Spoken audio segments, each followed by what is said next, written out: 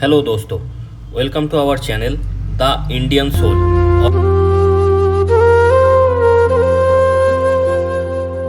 और मेरा नाम है शुभो और आज हमारे टॉपिक है historical background of Indian constitution and regulating act 1773। तो सबसे पहले हम शुरू करेंगे historical background of Indian constitution. तो historical background of Indian constitution जानने से पहले हमें तीन चीज़ जाननी है। पहला चीज़ क्या है कि कॉन्स्टिट्यूशन किसको बोलते हैं, what is constitution. As a Indians के दिमाग में एक देश को चलाने के लिए एक कॉन्स्टिट्यूशन चाहिए, ये जो सोच है ये कब आया। और तीसरा क्वेश्चन क्या है, तीसरा चीज़ क्या है, तीसरा चीज़ ये है अगर हमें कॉन्स्टिट्यूशन का हिस्टोरिकल बैकग्राउंड ही जानना है तो इंडियन के दिमाग में तो 1934 में पहली बार कॉन्स्टिट्यूशन का जो सोच है वो इंडियंस के दिमाग में आया। तो हम जब कॉन्स्टिट्यूशन के बैकग्राउंड, हिस्टोरिकल बैकग्राउंड जानने की कोशिश करते हैं तो हम क्यों 1600 साल से शुरू करते हैं। जब ब्रिटिश ने सोचा कि इंडिया आए तो तब से हम क्यों शुरू करते हैं बैकग्राउंड को। तो ये तीनों चीज़, ये तीन बेसिक चीज़ को सबसे पहले हम इसका जो कॉन्सेप्ट है इसको जान लेंगे, फिर हम शुरू करेंगे डिटेल में। तो सबसे पहले हम देखेंगे व्हाट इज़ कॉन्स्टिट्यूशन। कॉन्स्टिट्यूशन क्या है। कॉन्स्टिट्यूशन का जो डेफिनेशन है वो है a constitution is a set of fundamental rules determine how a country और स्टेट इज रन। इसका मतलब ये हुआ, कॉन्स्टिट्यूशन एक रूल बुक है जिसमें एक स्टेट यानी एक देश को कैसे ठीक तरीके से, अच्छी तरीके से उसको चलाया जाए, उसको कैसे रन किया जाए, उसका सारे जो नियमावली है, जितना कानून होगा वो सारे उसमें लिखा होगा। तो उसे हम कॉन्स्टिट्यूशन बोलते हैं। कॉन्स्टिट्यूशन तो आसान भाषा में कॉन्स्टिट्यूशन क्या है, कॉन्स्टिट्यूशन एक रूल बुक है जिसमें सारे फंडामेंटल रूल्स लिखा हुआ है, जिसके ऊपर बेस करके हम किसी स्टेट और किसी देश को हम अच्छी तरीके से चलाएंगे। ठीक है, ये हो गया कॉन्स्टिट्यूशन का डेफिनेशन। अब हम देखेंगे इंडियन के दिमाग में कैसे एक इंडिपेंडेंट देश को चलाने के लिए कॉन्स्टिट्यूशन चाहिए। इंडिया जब आज़ाद होगा उसके बाद इंडिया को चलाने के लिए एक कॉन्स्टिट्यूशन चाहिए। ये जो सोच है ये पहली बार कैसे इंडियंस के दिमाग में आया। तो हम शुरू करेंगे 1600 से। 1600 में क्या हुआ था, 1600 में ब्रिटेन में एक कंपनी बना, ईस्ट इंडिया कंपनी, जिसको ब्रिटेन के उस टाइम के जो रानी थे, मतलब ब्रिटेन की गवर्नमेंट जो थी, उन्होंने 15 साल के लिए एक लाइसेंस दिया, लाइसेंस दिया। उस लाइसेंस में ये लिखा था कि वो जो कंपनी है, जो ब्रिटिश ईस्ट इंडिया कंपनी है, वो इंडिया आके इंडिया में बिजनेस कर सकता है।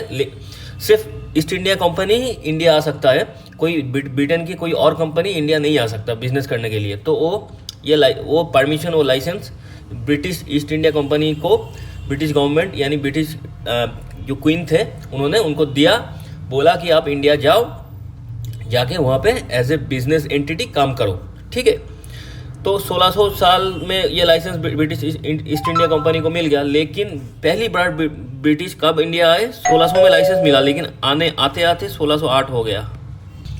तो इंडिया आने के बाद 1608 से उन्होंने बिजनेस करना चालू किए, थोड़ा थोड़ा करके अपना बिजनेस जो पॉलिसी है उसको इस्टेब्लिश किया। इंडिया के अंदर उस टाइम मुग़ल रूल चल रहा था, तो मुग़ल से कैसे बिजनेस किया जाए, ये सारी चीज़ उनके धीरे धीरे करके फैक्ट्री सेट किए। तो ये सब करते करते उन्होंने 1608 से 1757 तक क्या हुआ, उन्होंने एक एज ए बिजनेस एंटिटी काम किया। फिर 1757 में क्या हुआ, तब ईस्ट इंडिया कंपनी के लोगों के साथ उस टाइम के जो बंगाल के जो नवाब थे सिराजुद्दौला, उनका एक जंग होता है। तो उनका नाम है, उस जंग का नाम है बैटल ऑफ पलासी। तो उस जंग में ब्रिटिश ने उस जंग को जीता। फिर धीरे धीरे उस जंग को जीतने के बाद, मतलब बैटल ऑफ पलासी को जीतने के बाद, तो ये जंग जीतने के बाद तो ब्रिटिश के दिमाग में ये आया, हम लोग धीरे धीरे करके हम एक बिजनेस एंटिटी से इंडिया के अंदर एक पॉलिटिकल एंटिटी में खुद को कन्वर्ट करेंगे। तो जैसी सोच वैसे काम। फिर ये जंग जीतने के बाद 1765 में एक और जंग हुआ जिसका नाम है बैटल ऑफ बक्सर। तो ये दो जंग, मतलब बैटल ऑफ पलासी उसके बाद बैटल ऑफ बक्सर, ये दो जंग जब हो गया, इस दो जंग को जीतने के बाद ब्रिटिश के हाथ में क्या आ गया, ब्रिटिश के हाथ में दीवानी राइट्स आ गया। कहाँ का, बंगाल, बिहार और उड़ीसा। आज के दिन में जो बंगाल, उस टाइम जो बंगाल था, उस बंगाल के अंदर हमारे बिहार का भी बहुत सारा पार्ट था। ये आज का जो झारखंड है ये भी उसमें था। फिर उड़ीसा, ये सारे एरिया उसके अंदर आता था। तो सारे इस बंगाल, बिहार और उड़ीसा, इस तीनों जगह का जो भी दीवानी राइट, दीवानी मतलब वहाँ से British East India company tax collection करना शुरू कर दिया। तो उसी टैक्स कलेक्शन करने का जो राइट है उसको बोलते हैं दीवानी राइट, ठीक है। तो ये दीवानी राइट उनको तब मिल गया 1765 में, मतलब 1765 का जो जंग हुआ था, बैटल ऑफ बक्सर, तो वो होने के बाद, वो जंग जीतने के बाद उनको ये दीवानी राइट मिल गया। और दीवानी राइट से उन्होंने वहाँ से टैक्स कलेक्शन करना शुरू कर दिया। अब टैक्स कौन लेता है? जो गवर्नमेंट चलाता है वही टैक्स लेता है। तो एक तरीके से उस जब से दीवानी राइट ब्रिटिश लोगों को मिल गया, तो उस टाइम से क्या हुआ, ब्रिटिश ईस्ट इंडिया कंपनी था वो इंडिया के उस एरिया को, मतलब बंगाल, बिहार और उड़ीसा को पॉलिटिकली कंट्रोल करने लगा। क्योंकि जो पॉलिटिकल एंटिटी होगा वही टैक्स लेगा, वही लोगों के लिए काम करेगा। तो वही टैक्स लेना जब चालू हो गया, तो वो ब्रिटिश इंडिया कंपनी जो 1765 से पहले एक बिजनेस एंटिटी था, एक बिजनेस कंपनी था, वो वही पॉलिटिकल एंटिटी में टर्न ले लिया, ठीक है। तो उससे बाद से 1857-58 तक British East India company India को शासन किया अंडर ब्रिटिश क्राउन, ठीक है। तो उसमें ब्रिटिश ईस्ट इंडिया कंपनी जब इंडिया को शासन कर रहा था, तो शासन करने के लिए कुछ रूल बनाए थे, जिसको हम रेगुलेटिंग एक्ट, चार्टर्ड एक्ट, ठीक है, ये सारे एक्ट बोलते हैं। तो ये सारे चीज़ बनाए थे, ठीक है।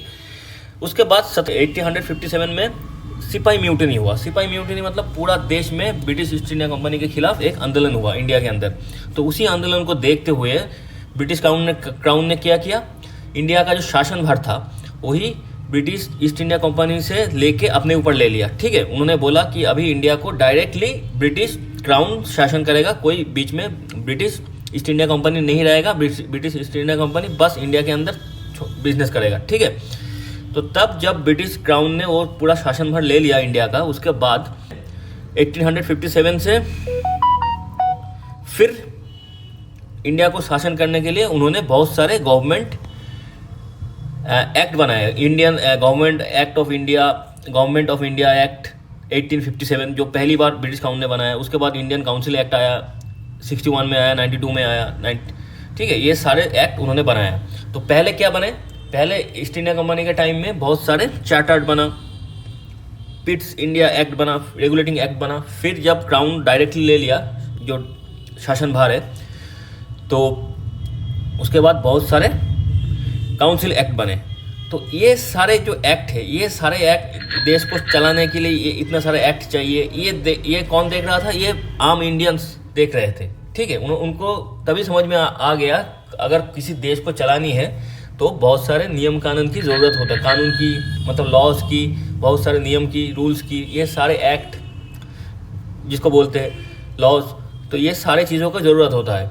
तो ये सारे चीज़ किससे मिलेगा, अगर हम ऐसा चीज़ कोई एक रूल बुक बना ले, तब हमें एक कॉन्स्टिट्यूशन बना लेंगे, तो उसी हिसाब से देश को चलाएंगे और उसी को हम कॉन्स्टिट्यूशन नाम देंगे। ये तो ब्रिटिश के थ्रू एक सोच आया इंडियंस के दिमाग में। और उस टाइम जो बाकी डेवलप्ड कंट्रीज थे, जैसे कि यूएसए हो गया, अमेरिका हो गया, यूरोपियन यूनियंस के बाकी देश हो गए, उन सारे देश में हर जगह पे कॉन्स्टिट्यूशन बन के तैयार हो गया था। तो ये सारे दुनिया के अंदर ये ऐसे बहुत सारे डेवलप कंट्री, जो भी कंट्री डेवलप कर रहा है उनमें कॉन्स्टिट्यूशन है, वही कॉन्स्टिट्यूशन मान के वो देश चलाता है, तब जाके डेवलप करता है। और ब्रिटिश भी इंडिया को चलाने के लिए बहुत सारे रूल्स एंड रेगुलेशन नए लेके आते हैं, उसको अपग्रेड करता है। ये सारे चीज़ देखने के बाद 1934 में पहली बार इंडिया के अंदर एम.एन. रॉय करके एक पॉलिटिशियन थे, वो एक कम्युनिस्ट पार्टी के पॉलिटिशियन थे। उन्होंने बोला ये इंडिया को भी एक ऐसे कॉन्स्टिट्यूशन चाहिए जब इंडिया आज़ाद होगा। तो M.N.. Roy thought for need of constitution, ठीक है। तो उन्होंने बोला कि इंडिया जब आज़ाद होगा, इंडिया को भी एक कॉन्स्टिट्यूशन की ज़रूरत पड़ेगी। तो यही 1934 में पहली बार इंडिया के अंदर बाई इंडियंस कॉन्स्टिट्यूशन की एक थॉट आया। जो दूसरा क्वेश्चन हमारे मन में था कि कॉन्स्टिट्यूशन क्या है, वो तो डेफिनेशन हम देख ही ले। तो पहली बार दूसरा क्वेश्चन जो था, दूसरा क्वेश्चन ये था कि पहली बार इंडियंस के दिमाग में ये सोच कैसे आया कॉन्स्टिट्यूशन की। तो ये 1934 में ऐसे आया। पहले तो ब्रिटिशों को देख के आया, फिर बाकी दुनिया में जो भी डेवलप कंट्री थे उसका हर एक कंट्री में कॉन्स्टिट्यूशन था। तो उसको देखते हुए ये सोच इंडियंस के दिमाग में आ गया 1934 में। हाँ, तब क्या, उसके बाद क्या हुआ, उसके बाद 1946 आते आते एक तरीके से सेकेंड वर्ल्ड वॉर भी ख़त्म हो गया। उसके बाद एक तरीके से बस कॉन्फर्म हो ही गया था 1946 में कि अगले कुछ दिनों में, कुछ महीने में या तो 1-2 साल में इंडिया को आज़ादी मिलने वाला है। तो तब जाके जब इंडिया आज़ाद हो जाएगा, इंडिया को एक कॉन्स्टिट्यूशन की ज़रूरत पड़ेगी। तो ये तब 1946 में समझ में आ गया था सबको। तो उसी हिसाब से 1946 में क्या हुआ, एक कॉन्स्टिट्यूशन असेंबली फॉर्म किया गया। और उसका जो फर्स्ट मीटिंग हुआ था वो कहाँ पे हुआ था, कब हुआ था, 9 दिसंबर 1946 में हुआ था। ठीक है, कॉन्स्टिट्यूशन असेंबली मतलब कॉन्स्टिट्यूशन बनाने के लिए जो भी नियम कानून चाहिए, जो भी प्रोसीड्योर होगा, उसके लिए एक मीटिंग अरेंज किया गया था। फिर 1947 में इंडिया को आज़ादी मिली और 1947 की 15 अगस्त को इंडिया को आज़ादी मिली। और 29 अगस्त में क्या हुआ, BR अम्बेडकर जी के नेतृत्व में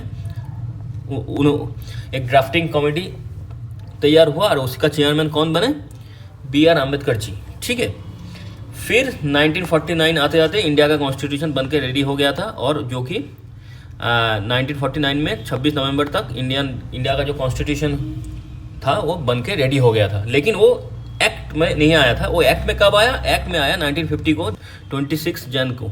ठीक है, इंडिया का जो कॉन्स्टिट्यूशन है वो एक्टिव हो गया और इंडिया के ऊपर लागू हो गया। ठीक है, तो ये ऐसे हुआ कॉन्स्टिट्यूशन की, मतलब ऐसे इंडिया को कॉन्स्टिट्यूशन मिला। और इंडिया कॉन्स्टिट्यूशन मिलने हमें कॉन्स्टिट्यूशन चाहिए, ये सोच 1934 में डेवलप हुआ। ठीक है, अब हम तीसरा क्वेश्चन की आंसर ढूंढेंगे।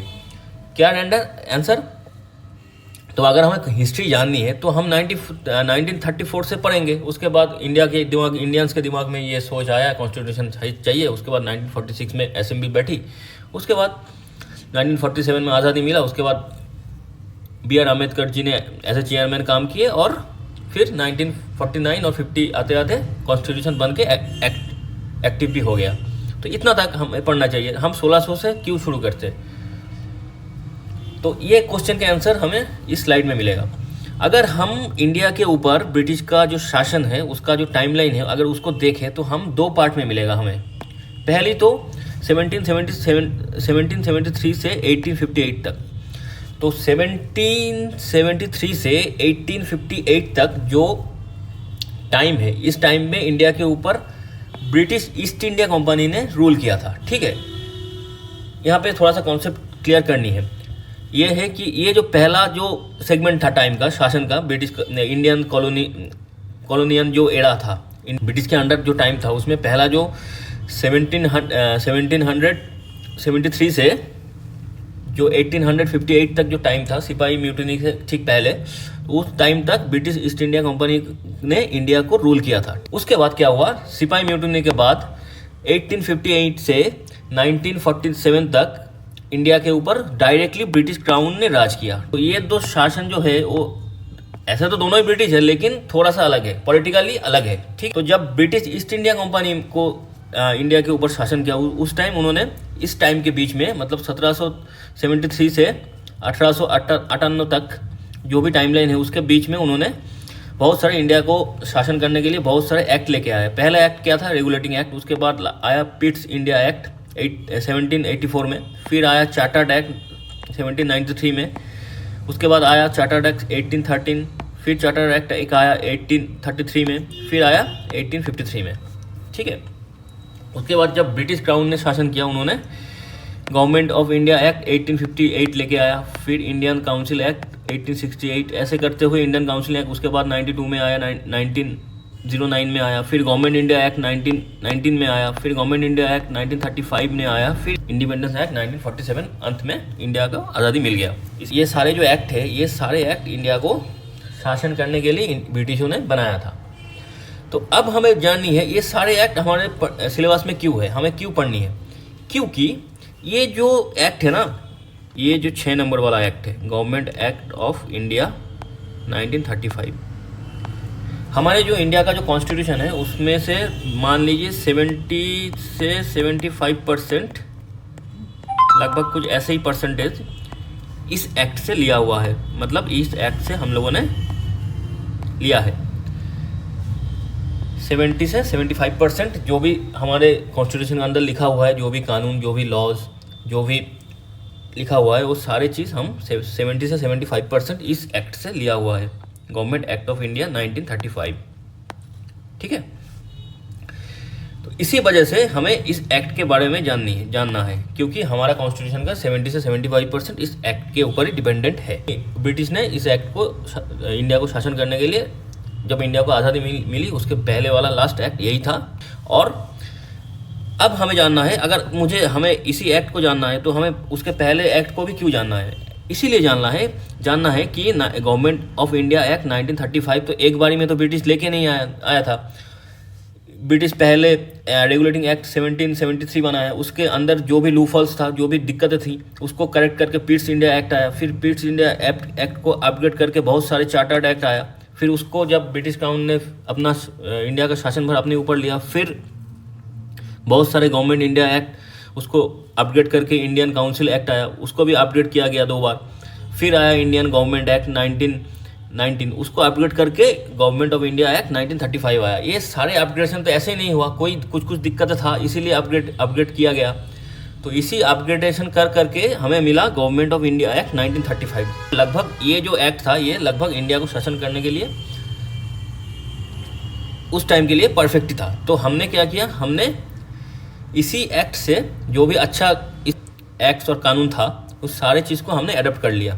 इसीलिए 70 से 75% हम लोगों ने इस एक्ट से अडॉप्ट किया। इसीलिए हमें ये सारे एक्ट को थोड़ा थोड़ा करके जानना है। इनमें से जो भी इंपॉर्टेंट एक्ट है उसके बारे में हम डिटेल में एक एक करके डिस्कस करेंगे। ठीक है, तो हमें तीनों क्वेश्चन का आंसर मिल गया। पहला क्वेश्चन कॉन्स्टिट्यूशन क्या है, दूसरा क्वेश्चन तो इंडिया को अच्छे से चलाने के लिए कॉन्स्टिट्यूशन चाहिए, ये सारे सोच कब आया, और उसके बाद हम 1600 से क्यों हिस्टोरिकल बैकग्राउंड, कॉन्स्टिट्यूशन का जब हिस्टोरिकल बैकग्राउंड हम पढ़ते हैं तो हम 1600 से क्यों चालू करते हैं, और ब्रिटिश ने जो भी एक्ट और रेगुलेशन एक्ट, जो भी चार्टर्ड एक्ट, जो भी इंडियन काउंसिल एक्ट बनाया है इंडिया के ऊपर, वो सारे चीज़ को हम क्यों डिटेल में पढ़ते हैं। तो इसका भी क्वेश्चन हम लोगों ने देख लिया, क्योंकि हमें गवर्नमेंट ऑफ इंडिया एक्ट 1935 को जानना है, क्योंकि इसी एक्ट से हम लोग ने बहुत सारी चीज़ें, लगभग 70 से 75% चीज़ें हम लोगों ने अपने कॉन्स्टिट्यूशन में डाला है, मतलब एडॉप्ट किया है। इसीलिए हमें इसी गवर्नमेंट एक्ट को जानना है, और इसको जानना है तो इसके पहले भी जो भी एक्ट आया उसको थोड़ा थोड़ा करके जानना है। इसीलिए हमें 1960 से शुरू करके 1935 तक पूरा का पूरा जितना भी एक्ट है इंडिया के अंदर वो सारे को जानना है। अब हम देखेंगे ये ब्रिटिश ने क्यों, मतलब पहले तो ये शासन चल रहा था ब्रिटिश ईस्ट इंडिया कंपनी का इंडिया के ऊपर, तो ब्रिटिश क्राउन को ऐसे क्यों ज़रूरत आन पड़ी कि ब्रिटिश ईस्ट इंडिया कंपनी से अब पूरा का पूरा जो शासन भार था इंडिया का वो अपने ऊपर ले लेना। तो इसका बहुत सारे कारण हैं। पहला कारण ये है कि बैटल ऑफ बॉक्सर, जो हमने थोड़ी देर पहले डिस्कस किया, बैटल ऑफ प्लासी और बैटल ऑफ बॉक्सर होने के बाद ब्रिटिश ईस्ट इंडिया कंपनी क्या किया था, एक पॉलिटिकल पावर बन गया था इंडिया के अंदर। ठीक है, तो पॉलिटिकल पावर बनने के लिए उसके बाद क्या हुआ, ब्रिटिश ईस्ट इंडिया कंपनी को हर साल, ठीक है, 4 lakh British pound British crown को ट्रेड मोनोपोली के लिए देना था, ये सारी चीज़ देना था। लेकिन क्या हुआ, 1768 आते आते ब्रिटिश ईस्ट इंडिया कंपनी का जो इकोनॉमिकल कंडीशन था वो धीरे धीरे डिक्लाइन होने लगा। ठीक है, वो डिक्लाइन होने लगा। इसी वजह से क्या हुआ, ईस्ट इंडिया कंपनी का क्राउन को जो 4 लाख रुपया देना था, 4 लाख ब्रिटिश पाउंड देना था हर साल को, ये देना बंद हो गया, क्योंकि उनका इकोनॉमिकल कंडीशन उतना अच्छा था नहीं उस टाइम। तो 1972 आते आते क्या हुआ, ये sign British East India Company को एक तो 4 लाख ब्रिटिश पाउंड तो दिया तो नहीं ब्रिटिश क्राउन को, ऊपर से 1 लाख उल्टा 1 lakh British pound British crown से उधार ले लिया, लोन ले लिया। जब ये सब चल रहा था तब जाके उनको, ब्रिटिश गवर्नमेंट को ये समझ में आया कि ब्रिटिश इंडिया कंपनी में कुछ तो गड़बड़ी चल रहा है, कि उनका इसीलिए उनका इकोनॉमिकल कंडीशन इतना ख़राब है।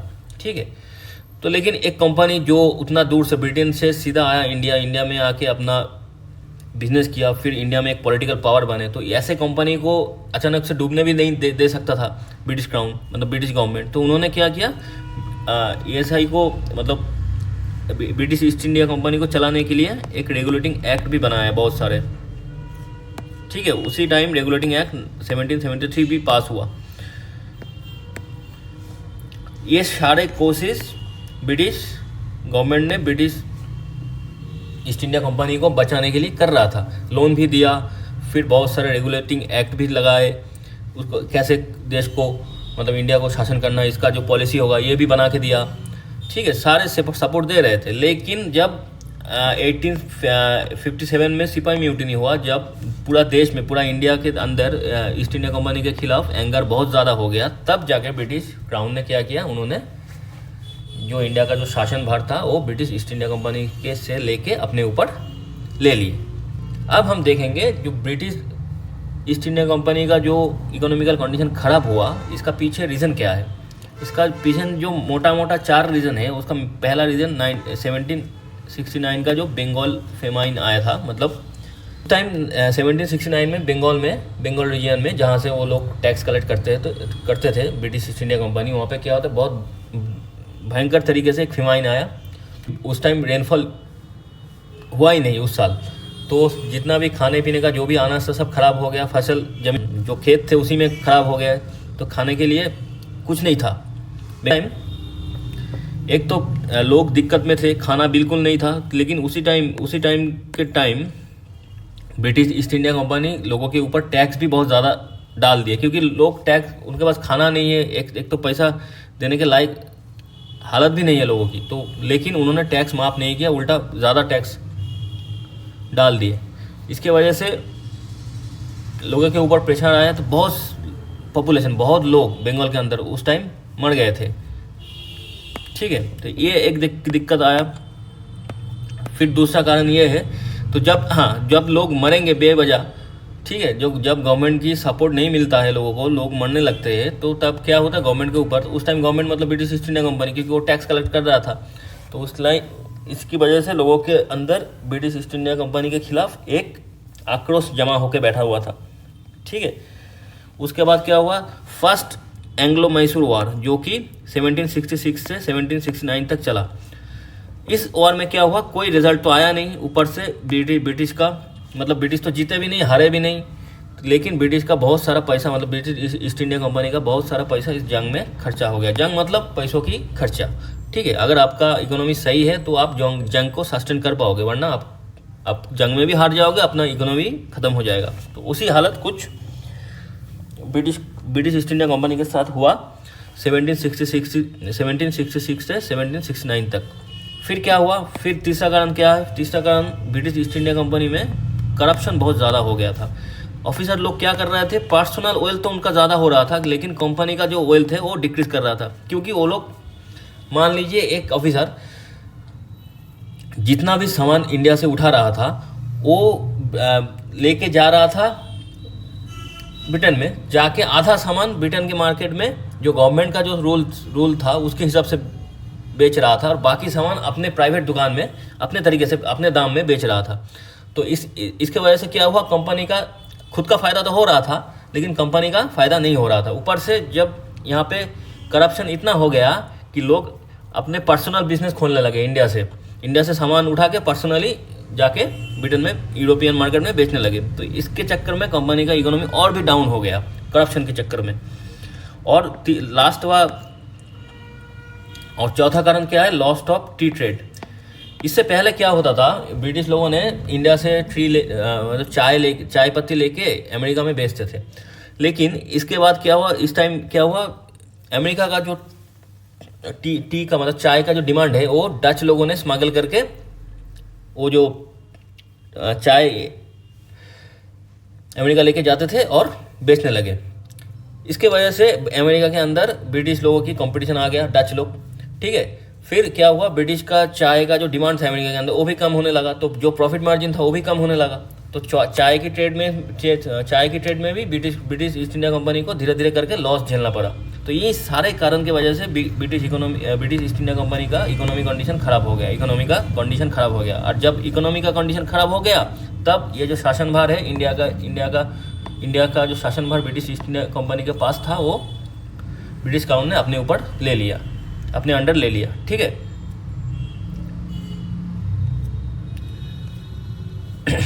तो हम ये सारी चीज़ समझ लिए। अब हम धीरे धीरे करके रेगुलेटिंग एक्ट में घुसेंगे।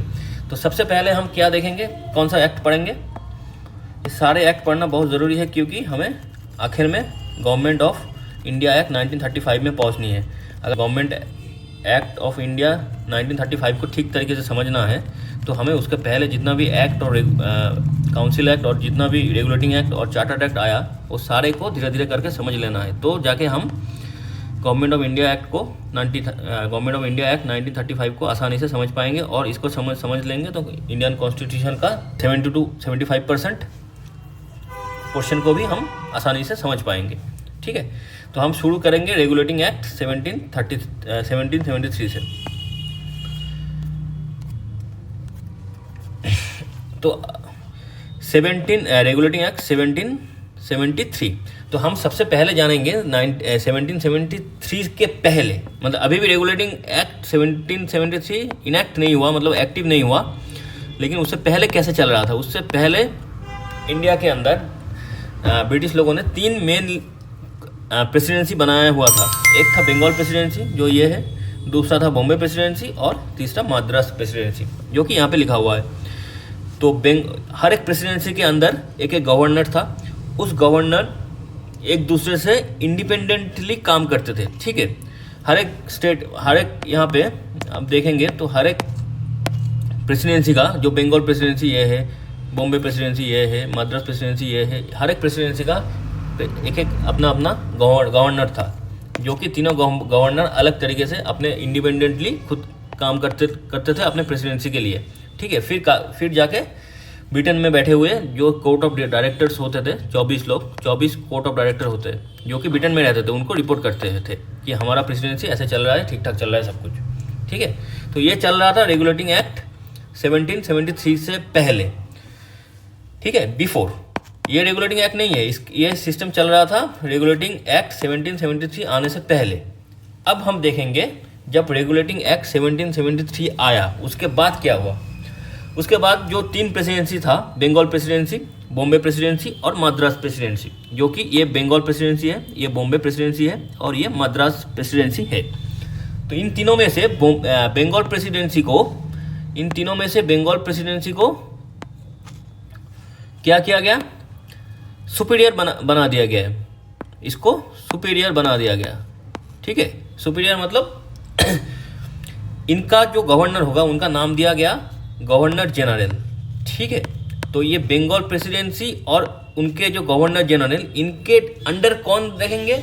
अब से रेगुलेटिंग एक्ट 1773 से जब से ये एक्टिव हो गया उसके बाद से जो बंगाल प्रेसिडेंसी था उसके अंडर में ये बॉम्बे और मद्रास प्रेसिडेंसी उसके अंडर में आ गया। ठीक है, तो यहाँ पे क्या हो गया, बंगाल प्रेसिडेंसी जो कि सुपीरियर है और उनके जो गवर्नर है उनको अब गवर्नर नहीं गवर्नर जनरल बोला जाएगा, और ये बंगाल प्रेसिडेंसी और गवर्नर जनरल के अंडर मद्रास प्रेसिडेंसी और बॉम्बे प्रेसिडेंसी आएंगे और उनके गवर्नर भी आएंगे। तो ठीक है, इसका मतलब ये हुआ जो मद्रास प्रेसिडेंसी के गवर्नर और बॉम्बे प्रेसिडेंसी के गवर्नर, उनका प्रेसिडेंसी कैसे चल रहा है उसको लेके पूरा जो रिपोर्ट होगा वो किसको सबमिट करेंगे, बंगाल प्रेसिडेंसी के जो गवर्नर जनरल है उनको सबमिट करेंगे। और बंगाल प्रेसिडेंसी के जो गवर्नर जनरल है उन्होंने इस रिपोर्ट को कहाँ सबमिट करेगा, ये कोर्ट ऑफ डायरेक्टर्स 24 लोग जो ब्रिटेन में बैठा हुआ है उनको भेज देगा। ठीक है, समझ में आया। इसके पहले चल रहा था हर एक गवर्नर, हर एक प्रेसिडेंसी का हर एक गवर्नर जो है वो अपने प्रेसिडेंसी की जो हिसाब से अपना जो भी रिपोर्ट है वो डायरेक्टली कोर्ट ऑफ डायरेक्टर को भेजता था ब्रिटेन में। लेकिन अब से क्या होगा, रेगुलेटिंग एक्ट 1773 आने के बाद से क्या हुआ, ये 2 प्रेसिडेंसी के जो गवर्नर है वो रिपोर्ट करेगा किसको, वो अपना रिपोर्ट किसको भेजेगा, बंगाल प्रेसिडेंसी का जो गवर्नर जनरल है उनको, और बंगाल प्रेसिडेंसी इन दोनों का रिपोर्ट और अपना रिपोर्ट, तीनों रिपोर्ट मिला के कहाँ भेजेगा, कोर्ट ऑफ डायरेक्टर को। ठीक है, जो कि 24 लोग की एक ग्रुप है जो कि ब्रिटेन में बैठा हुआ रहता है, ब्रिटेन की पार्लियामेंट में बैठा हुआ रहता है। ठीक है, तो ये हो गया पहला चीज़। अब हम देखेंगे रेगुलेटिंग एक्ट 1773 में जो बंगाल के अंदर जो डुअल गवर्नमेंट चल रहा था, डुअल फॉर्म ऑफ एडमिनिस्ट्रेशन, ये भी बंद किया गया। तो ये बंद करने का एक कारण भी है जो एक जेन्युइन कारण है, उस प्रॉब्लम आ रहा था, उसी प्रॉब्लम को सॉल्व करने के लिए रेगुलेटिंग एक्ट के थ्रू, रेगुलेटिंग एक्ट 1773 के थ्रू जो ब्रिटिश गवर्नमेंट है वो इस बंगाल के अंदर जो डुअल फॉर्म ऑफ एडमिनिस्ट्रेशन चल रहा था इसको बंद किया। तो पहले हम समझेंगे डुअल फॉर्म ऑफ एडमिनिस्ट्रेशन है क्या। डुअल फॉर्म ऑफ एडमिनिस्ट्रेशन क्या है इसको पहले समझ लेंगे। तो after battle of Plassey and Buxar के बाद मुगल, उस टाइम जो मुगल एम्पायर था जो दिल्ली में बैठा हुआ था उनका नाम था शाह आलम टू। ये कमज़ोर मुगल एम्पायर थे। इन्होंने क्या किया, इनकी वजह से टैक्स कलेक्शन का जो पावर है बंगाल, बिहार और उड़ीसा का, ये ईस्ट इंडिया कंपनी के हाथ में आ गया था। ठीक है, दीवानी राइट्स मतलब टैक्स कलेक्शन का पावर इन्होंने इनको दे दिया।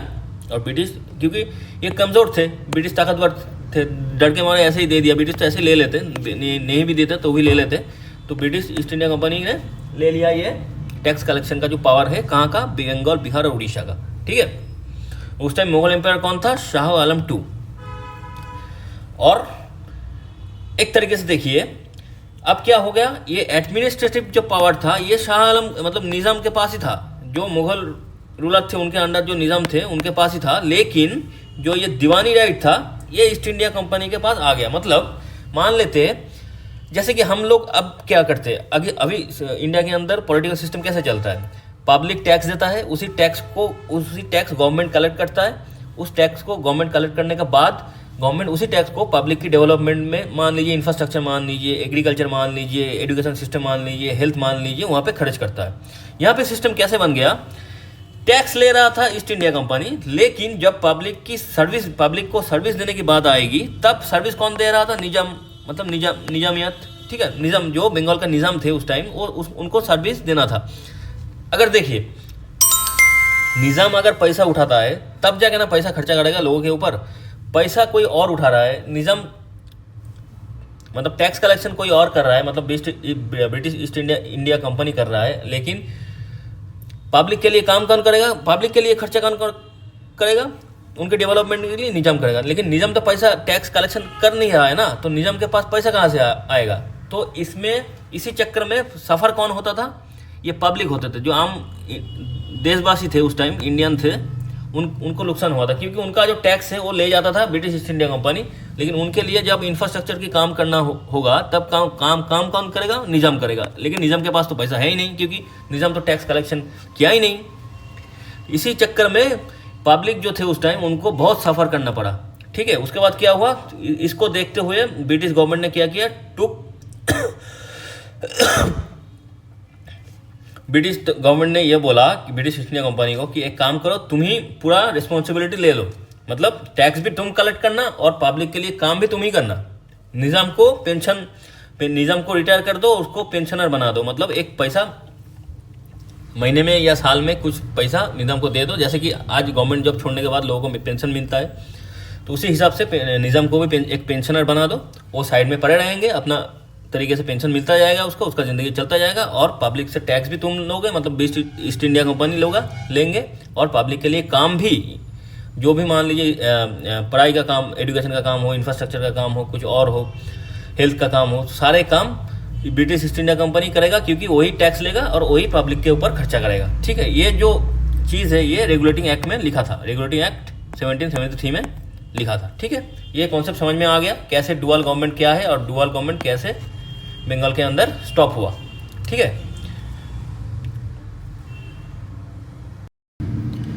तो अब हम रेगुलेटिंग एक्ट 1773 को 6 और एक्सपेक्ट में उसको और डिटेल में पढ़ने वाले हैं। तो सबसे पहला जो एस्पेक्ट है ट्रेड मोनोपोली। तो रेगुलेटिंग एक्ट 1773 में ईस्ट इंडिया कंपनी को ब्रिटिश गवर्नमेंट ने जो ट्रेड मोनोपोली दिया था उसको बरकरार रखा, मतलब उसको एक्सटेंड कर दिया। ठीक है, 20 साल के लिए, और 20 साल के लिए उनको उस मोनोपोली को एक्सटेंड कर दिया। तो मोनोपोली के ऊपर कोई इफेक्ट नहीं आया। उसके बाद आया control of east India company. तो ईस्ट इंडिया कंपनी का जो कंट्रोल था इससे पहले जैसा था ऐसे ही रहा, क्योंकि जो ईस्ट इंडिया कंपनी का जो कॉमर्शियल अफेयर था और पॉलिटिकल अफेयर था, मतलब कॉमर्शियल तरीके से कैसे काम कर रहा है ईस्ट इंडिया कंपनी इंडिया के अंदर, और पॉलिटिकल तरीके से कैसे इंडिया के अंदर काम कर रहा है ईस्ट इंडिया कंपनी, ये जो भी रिपोर्ट था वो कहाँ जाता था, कोर्ट ऑफ डायरेक्टर्स, जिसमें 24 लोगों की एक ग्रुप था, वो ब्रिटेन का जो पार्लियामेंट है वहाँ पे बैठते थे।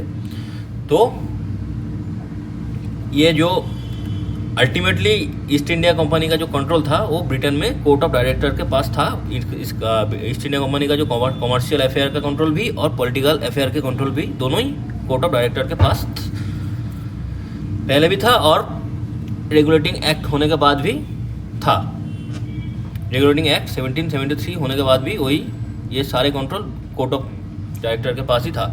उसके बाद आया एडमिनिस्ट्रेशन। एडमिनिस्ट्रेशन में क्या हुआ वो तो थोड़ी देर पहले ही हम डिस्कस करें तो उसको और एक बार देख लेते हैं। जो कि बंगाल प्रेसिडेंसी था वो ब्रिटिश बॉम्बे प्रेसिडेंसी और मद्रास प्रेसिडेंसी से सुपीरियर बन गया, क्योंकि बॉम्बे प्रेसिडेंसी के गवर्नर और मद्रास प्रेसिडेंसी के गवर्नर को बंगाल प्रेसिडेंसी के अंदर जो गवर्नर जनरल थे उनको रिपोर्ट करना था और वही तीनों रिपोर्ट लेके कहाँ भेजते थे, कोर्ट ऑफ डायरेक्टर्स के पास। ठीक है, और इस हर एक प्रेसिडेंसी के अंदर मतलब बंगाल प्रेसिडेंसी के अंदर एक गवर्नर जनरल रहता था और उसके अंडर पे एग्जीक्यूटिव काउंसिल का एक मेंबर का ग्रुप रहता था, जो 4 मेंबर का एक ग्रुप रहता था। वो काम में इनको हेल्प करता था। क्या करता था? हेल्प किसको करता था? गवर्नर जनरल को। और मद्रास प्रेसिडेंसी में क्या होता था? वही एक एग्जीक्यूटिव काउंसिल का एक ग्रुप रहता था 4 लोगों की, जो कि मद्रास प्रेसिडेंसी के जो गवर्नर हैं उनको काम में हेल्प करता था। और यहाँ पे अभी बॉम्बे प्रेसिडेंसी में वही एक ही चीज़, एक एग्जीक्यूटिव काउंसिल का जो 4 लोगों का एक मेंबर वाला ग्रुप था, जो कि गवर्नर को काम में हेल्प करता था। और इन सारे होने के बाद बॉम्बे प्रेसिडेंसी के गवर्नर और मद्रास प्रेसिडेंसी के गवर्नर रिपोर्ट कहाँ पे भेजते थे? बंगाल प्रेसिडेंसी के जो गवर्नर जनरल थे उनको भेजते थे और उन्होंने आगे कोर्ट ऑफ डायरेक्टर्स को फॉरवर्ड कर देता था। तो हर एक गवर्नर के नीचे 4 मेंबरों की एक एग्जीक्यूटिव काउंसिल रहता था, मतलब, और गवर्नर जनरल बंगाल के उनके अंडर भी 4 एग्जीक्यूटिव काउंसिल के मेंबर थे। सेंट्रल लेजिस्लेचर के तरफ से क्या सिस्टम बना रेगुलेटिंग एक्ट 1773 के बाद? तो अगर सेंट्रली कोई भी लॉ को पास करवानी हो, ठीक है, तो उसके लिए जो गवर्नर जनरल थे जो कि बंगाल के थे, ठीक है, बंगाल के जो गवर्नर जनरल थे उनका और उनके नीचे जो 4 मेंबर ऑफ एग्जीक्यूटिव काउंसिल थे उनका वोट लिया जाता था अगर कोई भी लॉ को पास करवानी हो सेंट्रल लेवल पे। ठीक है, जैसे कि हम लोगों के अब स्टेट लेवल पे भी बहुत सारे लॉ होते हैं और सेंट्रल लेवल पे जो कि सेंट्रल गवर्नमेंट पार्लियामेंट में पास होता है। तो ऐसे ही जब उस टाइम पे जब रेगुलेटिंग एक्ट 1773 आया, उसके बाद सेंट्रल लेवल पे अगर कोई लॉ को पास करवानी हो तो गवर्नर जनरल और उनके नीचे जो 4 मेंबर थे एग्जीक्यूटिव काउंसिल के, इन 5 मिलके वोट करता था। ठीक है, उस वोट का जो रिजल्ट आता उसी रिजल्ट के हिसाब से उस लॉ को पास करवाना है कि नहीं है, उसी रिजल्ट के हिसाब से आता था। मान लीजिए 5 लोग हैं, अगर 3-2 के हिसाब से फैसला आ गया, मतलब 3 लोग येस बोल रहा है और 2 लोग क्रॉस बोल रहा है, तो अगर 3 लोग येस है तो ये पास हो जाएगा। ठीक है, अगर 2 लोग हैं तो फेल हो जाएगा। ये उस टाइम सेंट्रल लेवल पे ये सिस्टम चल रहा था। और प्रोविंशियल लेजिस्लेचर के लेवल पे एक ही सिस्टम चल रहा था। यहाँ पे बस वोट गवर्नर करेगा और 4 उसके नीचे जो 4 मेंबर जो थोड़ी देर पहले देखे, गवर्नर और ये 4 मेंबर, गवर्नर ये और 4 मेंबर और ये गवर्नर जनरल और उनके नीचे 4 मेंबर। ये हो गया सेंट्रल लेवल पे। ये जो हिसाब है सेंट्रल का, सेंट्रल लेजिस्लेचर। और ये मद्रास प्रोविंस के, ये बॉम्बे प्रोविंस। ठीक है, तो प्रोविंशियल लेजिस्लेचर प्रोविंशियल लेवल पे अगर कोई लॉ को पास करवानी है तो यहाँ पे भी 5 वोट होगा। 1 वोट किसका होगा? गवर्नर का होगा और 4 वोट एग्जीक्यूटिव काउंसिल का होगा। अगर 3-2 से रिजल्ट आया तो पास हो जाएगा, वरना फेल हो जाएगा। ठीक है, अब हम देखेंगे रेगुलेटिंग एक्ट के जो 1772 आया उसके हिसाब से रेवेन्यू कलेक्शन मतलब कैसे होता था, मतलब टैक्स कलेक्शन। रेवेन्यू की 3 तरीके से कलेक्ट किया जाता था। कॉमर्शियल टैक्स जो कि बिजनेस के माध्यम से होता था। दूसरा revenue generated from east India company territorial position, जितना भी लैंड था लैंड से वो लोग टैक्स उसूलते थे लोकल लोगों से। ये हो गया दूसरा तरीका। तीसरा सॉल्ट टैक्स, ये जो सॉल्ट टैक्स है ये बहुत पहले से चला हुआ था इंडिया के अंदर, वो तो चंद्रगुप्त मौर्य के टाइम से चल रहा था। उसके बाद मुगल के टाइम में भी सॉल्ट टैक्स चला और ब्रिटिश के टाइम में भी इनिशियल फेज में सॉल्ट टैक्स चला, ठीक है। तो ये तीनों मिला के टोटल उनका रेवेन्यू जनरेट होता था। और इस एक्ट में 2-4 चीज़ और लिखा हुआ था, जैसे कि कंपनी के जो भी ऑफिशियल रहेंगे वो अपना प्राइवेट बिजनेस नहीं कर सकते। तीसरा, फोर्ट विलियम को सुप्रीम कोर्ट बनाया जाएगा ब्रिटिशर्स के द्वारा, और इसमें जो जुडिशियल काम भी होगा वो ब्रिटिशर्स के लिए होगा और ईस्ट इंडिया कंपनी के जो ऑफिशियल्स के लिए ही होगा। मतलब इंडियन नेटिव का कोई केस यहाँ पे नहीं चलेगा। यहाँ पे बस सुप्रीम कोर्ट किसके लिए बना? ब्रिटिशर्स और ईस्ट इंडिया कंपनी के जो एम्प्लॉयज़ हैं और ऑफिसर्स हैं उनके लिए। जो भी ब्रिटिश लोग इंडिया के अंदर है और जो भी ईस्ट इंडिया कंपनी के जो लोग हैं इंडिया के अंदर, भारत के अंदर, तो उनके ऊपर कोई केस चलेगा तो उनके ऊपर ही बस सुप्रीम कोर्ट बना हुआ, जो फोर्ट विलियम को सुप्रीम कोर्ट बनाया गया है उसके अंदर बस ब्रिटिशर्स और ईस्ट इंडिया कंपनी के जो ऑफिसर्स हैं उनका ही केस चलेगा। कोई नेटिव इंडियन का कोई केस उसके अंदर नहीं होगा, ठीक है। ये लिखा हुआ था उसमें। अच्छा, अब हम देखेंगे ये जो रेगुलेटिंग एक्ट हमने देखा उसका जो 6 एस्पेक्ट देखा। पहला एस्पेक्ट हो गया अपना trade monopoly, control of EIC, मतलब ईस्ट इंडिया कंपनी का कंट्रोल कैसे था कोर्ट ऑफ डायरेक्टर के हाथ।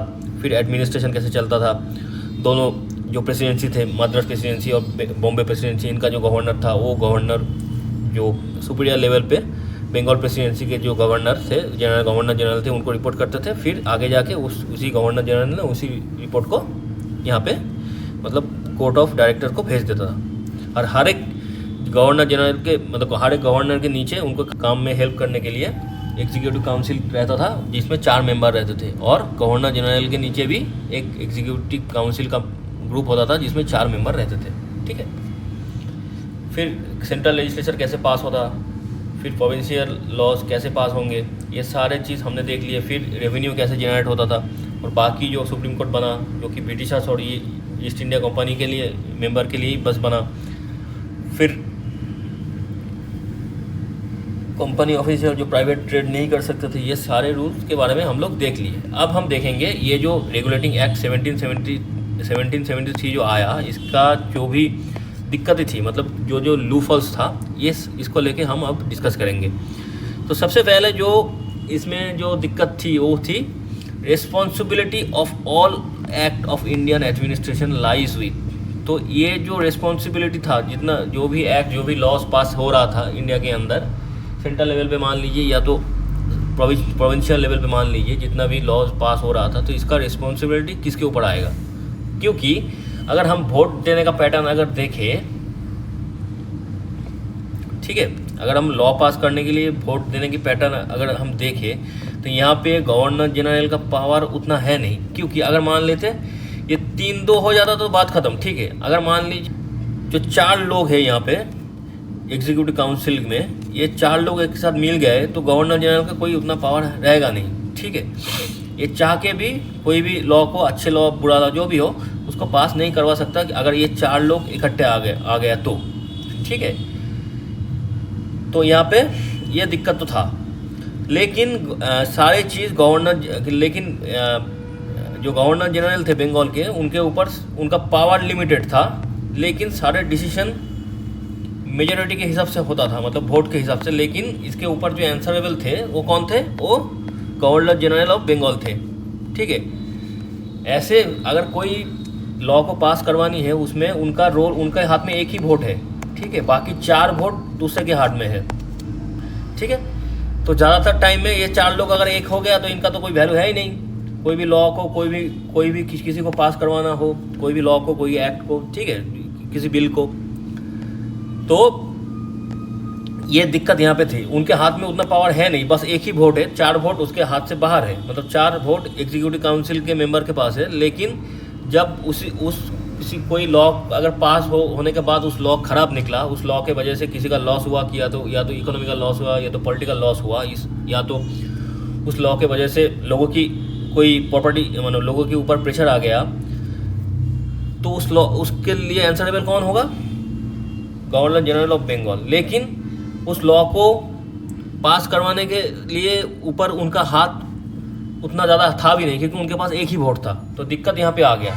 अगर ये चार एग्जीक्यूटिव काउंसिल का जो मेंबर है, एग्जीक्यूटिव काउंसिल का जो मेंबर है, 4 लोग, ये लोग अगर गलत करे, मतलब गलत तरीके से अगर एक कोई खराब लॉ को पास करवा दे या तो फेल करवा दे, ना पास होने दे, उसके वजह से उसका जो इफेक्ट होगा, आफ्टर इफेक्ट होगा, उसका इफेक्ट का जो आंसरेबल जो पर्सन होगा उस इफेक्ट के लिए, वो कौन होगा? Governor general of Bengal. लेकिन उनका इसमें उतना हाथ नहीं होता था, क्योंकि उनके पास एक ही वोट था। ठीक है, ये समझ में आ गया। जो रिस्पॉन्सिबिलिटी, जो दिक्कत आ रहा था रिस्पॉन्सिबिलिटी का, अगर हमको रिस्पॉन्सिबिलिटी लेनी है किसी चीज़ का, तो हमको काम करने के लिए पावर भी तो देना चाहिए। लेकिन उसके पास पावर था नहीं, क्योंकि पास करने के लिए 3 वोट चाहिए होता था। ठीक है, तीनों में से अगर मैक्सिमम मेजोरिटी के लिए 3 वोट चाहिए, उनमें से एक ही वोट उनका हो सकता है, बाकी 2 वोट उधर से आएगा। अगर वो लोग नहीं वोट दे तो नहीं होगा अच्छा काम। लेकिन जवाब किसको देना था? गवर्नर जनरल ऑफ बंगाल को। ये एक दिक्कत था। दूसरा दिक्कत क्या था? दूसरा दिक्कत था ये बॉम्बे का जो गवर्नर थे और मद्रास का जो गवर्नर थे, वो लोग सबऑर्डिनेट किसके अंदर थे? बंगाल प्रेसिडेंसी के जो गवर्नर जनरल ऑफ बंगाल थे उनके नीचे थे। ये 2 लोग मिलके रिपोर्ट को इनके पास भेजते थे। ये 2 इनके नीचे थे।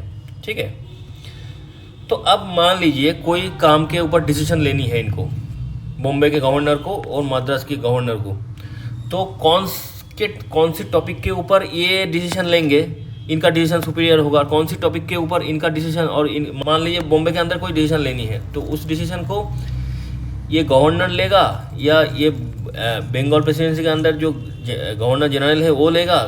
तो इसके ऊपर दिक्कतें आने लगी। बहुत सारे टॉपिक ऐसा हो गया, बहुत सारी चीज़ें ऐसी हो गई कि उसमें डिसीजन ये गवर्नर ले या ये गवर्नर जनरल ऑफ बंगाल ले, ये कन्फ्यूजन आने लगा। मद्रास के अंदर कोई प्रोविंशियल लेवल पे कोई डिसीजन लेनी हो, तो वो डिसीजन ये गवर्नर ले या ये गवर्नर ले, मतलब बंगाल के जो गवर्नर जनरल ऑफ बंगाल है उनको लेनी है। तो बहुत सारे चीज़ों को लेके ऐसे कन्फ्यूजन आने लगा, क्योंकि डिसीजन मेकिंग में किसका पावर कितना होगा वो डेफिनेटली, मतलब परफेक्ट तरीके से डिवाइडेड नहीं था। ठीक है, तो इसमें कन्फ्यूजन आने लगा। ये था दूसरा दिक्कत, जो कि रेगुलेटिंग एक्ट 1773 में था। अब आते हैं, आशा करता हूँ कि समझ में आ रहा है सबको। यहाँ पे जो दिक्कतें आ रहा था कि मान लीजिए कोई भी किसी चीज़ के ऊपर प्रोविंशियल लेवल पे या तो सेंट्रल लेवल पे मान लीजिए किसी चीज़ के ऊपर डिसीजन लेना है, तो वो डिसीजन कौन सी सब्जेक्ट के ऊपर, कौन सी सब्जेक्ट यानी कौन सी टॉपिक के ऊपर कौन डिसीजन लेगा, ये डिफिनेट नहीं था। तो ऐसे बहुत सारे चीज़ें सामने आ गया जहाँ पे ये कॉन्फ्लिक्ट चालू हो गया था इनके और इनके बीच में। अच्छा, इसमें तीसरा जो ड्रॉबैक था इसमें ये था, मान लीजिए गवर्नर जनरल ऑफ बंगाल और एग्जीक्यूटिव काउंसिल मिलके कोई भी सेंट्रल लेवल पे, सेंट्रल लेजिस्लेचर में कोई भी बिल पास करवा लेता है। लेकिन अगर वो बिल सुप्रीम कोर्ट रजिस्टर्ड ना करेगा तो ये बिल एक्ट में नहीं बदलेगा। ठीक है, तो अल्टीमेट पावर्स कहाँ चला जाता है? सुप्रीम कोर्ट के पास। ठीक है, सुप्रीम कोर्ट मतलब फोर्ट विलियम, जो फोर्ट विलियम को सुप्रीम कोर्ट बनाया गया था। ठीक है, तो यहाँ पे दिक्कत क्या आया? तीसरा दिक्कत, गवर्नर जनरल ऑफ बंगाल और उनके नीचे जो 4 लोग थे एग्जीक्यूटिव काउंसिल, सब मिलके अगर कोई बिल पास करवा भी ले, वो बिल तब तक एक्ट नहीं बन सकता जब तक सुप्रीम कोर्ट उसको परमिशन ना दे दे। तो बहुत सारे केस में ऐसा हो रहा था कि सुप्रीम कोर्ट आके बोल रहा था कि नहीं, हम रजिस्टर इसको नहीं करेंगे। तो वो जो पास हो चुका था, जो बिल पास होके बैठा हुआ है, वो एक्ट नहीं बन पाता, क्योंकि सुप्रीम कोर्ट उसको रजिस्टर नहीं करते थे। तो ये दिक्कत आने लगी। ठीक है, इसके चलते क्या हुआ, गवर्नर जनरल ने क्या किया, उन्होंने कोर्ट ऑफ डायरेक्टर, जो ब्रिटेन में बैठा हुआ था, 24 लोगों की जो ग्रुप, जो हम पहले डिस्कस किए थे, जो ब्रिटिश पार्लियामेंट में बैठते थे, तो उनको जाके कॉम्प्लेन भेज दिया सुप्रीम कोर्ट के खिलाफ। ठीक है, तो अब ये कॉम्प्लेन कोर्ट ऑफ डायरेक्टर्स से कहाँ पहुँचा, जो कि एक सुप्रीम कोर्ट और गवर्नर जनरल के बीच में बहुत सारे कॉन्फ्लिक्ट चालू हो गया था ये बिल, कोई भी बिल को पास करवाने के चक्कर में। ठीक है, तो अब क्या देखेंगे, गवर्नर जनरल ने सुप्रीम कोर्ट के खिलाफ एक कॉम्प्लेन कहाँ पे भेज दिया, कोर्ट ऑफ डायरेक्टर के पास। और कोर्ट ऑफ डायरेक्टर उस कॉम्प्लेन को कहाँ भेजा, ब्रिटिश गवर्नमेंट के पास। अब ब्रिटिश गवर्नमेंट ने क्या किया, मतलब ब्रिटिश पार्लियामेंट में जो गवर्नमेंट चल रहा था, उस गवर्नमेंट ने क्या किया, एक कमेटी बनाया इन हाउस कॉमर्स के ऊपर, इन हाउस ऑफ कॉमर्स एक कमेटी बनाया गया। उस कमेटी को बनाने के बाद एक उनका नाम दिया गया टॉचेट कमेटी। इस कमेटी का जो रिपोर्ट था उसके बेसिस पे ये एक्ट ऑफ सेटलमेंट 1781 करके एक एक्ट और बना। ये एक्ट कब बना? ये एक्ट ऑफ सेटलमेंट इसलिए बना क्योंकि यहाँ पे जो दिक्कत आ रहा था, जो रेगुलेटिंग एक्ट 1773 के चक्कर में जो दिक्कत आ रहा था सुप्रीम कोर्ट और गवर्नर जनरल के बीच, इनके बीच में जो कॉन्फ्लिक्ट हो रहा था, क्योंकि गवर्नर जनरल और एग्जीक्यूटिव काउंसिल मिलकर अगर कोई भी बिल पास करवा भी ले तो उसमें बहुत सारी जगह पे सुप्रीम कोर्ट रोक लगा देता था, तो वो बिल एक्ट नहीं बन पाता। ठीक है, तो इसी चक्कर में ये सुप्रीम कोर्ट और गवर्नर जनरल के बीच में जो कॉन्फ्लिक्ट हो रहा था, इंक्रीज हो रहा था, तो इसको रोकने के लिए एक्ट ऑफ सेटलमेंट लेके आया ब्रिटिश गवर्नमेंट ने। कैसे? टॉचेट कमेटी के थ्रू उनके रिपोर्ट के। तो उसके बाद एक्ट ऑफ सेटलमेंट आया 1781 में। उसमें जो पावर है सुप्रीम कोर्ट का क्या पावर है और गवर्नर जनरल का क्या पावर है उसको डिफाइन किया गया। क्या डिफाइन किया गया? सुप्रीम कोर्ट क्या देखेगा? Look over and maintain Indian law, Hindu law और मुस्लिम लॉ।